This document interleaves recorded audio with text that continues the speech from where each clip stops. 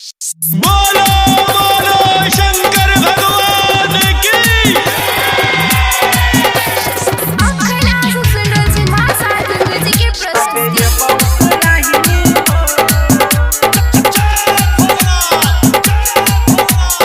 Music by DJ Umesh शुक्रिया बाजार। Music by DJ Umesh कनिया चाही घस बाहिनी हो आ तबे ये बहुत राहिनी हो। कनिया चाही घस बाहिनी हो आ तबे ये बहुत राहिनी हो। ओ बाबा रोज तोरा मन पारब आ तोरा बाला टीम से जल ढारब। हो बाबा चाही दिल मोहनी हो आ तबे ये बहुत राहिनी हो। कनिया चाही घस बाहिनी हो आ तबे ये बहुत राहिनी हो।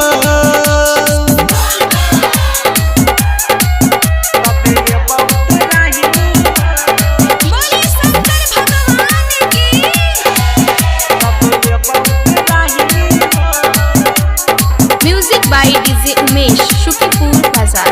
म्यूजिक बाय डीजे उमेश अच्छा सब समाहन जाने दुनिया जहान करे छ बस सवारी हो। कते करियो या वेट बाबा भल जाइयो लेट तक सुंदर संस्कारी हो।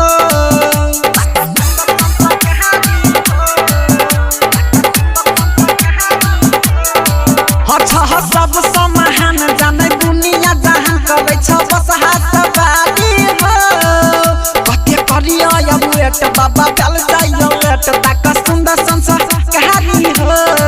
हो बाबा रोज तोरा जल ढारब आ तोरा मंदिर में दूत बारब। रह के चाही दिन बहिनी हो आ तबे ये बहुत राहिनी हो। कनिया चाही घस बहिनी हो आ तबे ये बहुत राहिनी हो।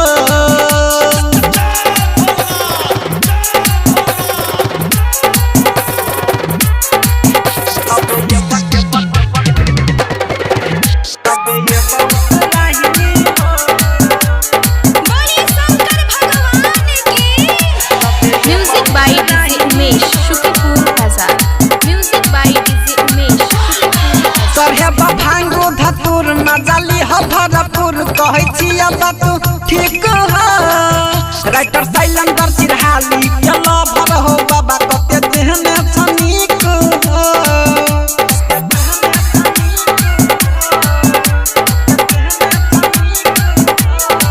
सरहे भांगो धतुर मजाली ह भरपुर कहै छी अब तू ठीक हो।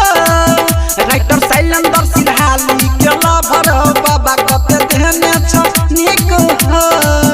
राम किशन तोरे चेला छ आ मन में लागल सब बात कहै छ। जल चढ़े पूरा बाहिनी हो आ तबे ये बहुत राहिनी हो। कनिया चाही घस बाहिनी हो आ तबे ये बहुत राहिनी हो। हो बाबा रोज तोरा मन पारब आ तोरा बाला टीम से जल ढारब। हो बाबा चाही दिल मोहनी हो आ तबे ये बहुत राहिनी हो।